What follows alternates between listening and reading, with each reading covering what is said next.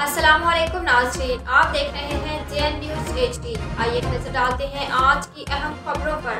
पीएसपीए के deputy chief executive officer का दौरा बहावलपुर, पीएचसीआईपी की कारकर्दगी का जायजा।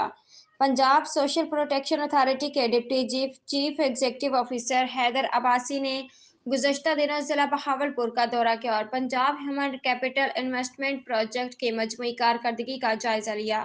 पीएचसीआईपी के district focal person Mohammad Zainul Abidin Bhalli ने डिप्टी सीईओ को बहावलपुर में खुशामदीद कहा और जिला में पीएचसीआईपी के तहत जारी प्रोग्राम्स आगोश खुद मुख्तार और बुनियाद पर तफसीली ब्रीफिंग दी।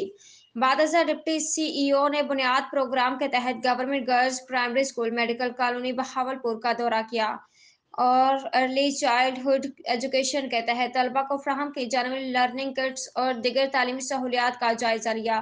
उन्होंने बुनियादी मरकज सेहत खानवाली का भी दौरा किया, जहां पर आगोश प्रोग्राम के तहत हामला खवातीन और दूध पिलाने वाली माओं के रजिस्ट्रेशन और मुफ्त तबी मुआयने के बाद एचबीएल कनेक्ट के जरिए अकाउंट रजिस्ट्रेशन समेत रकम की वसूली के अमल का भी जायजा लिया। मुस्तफीद होने वाली खवातीन से इलाज, मुआवजे की सहूलियत और रकम वसूली के बारे में दरियाफ्त किया।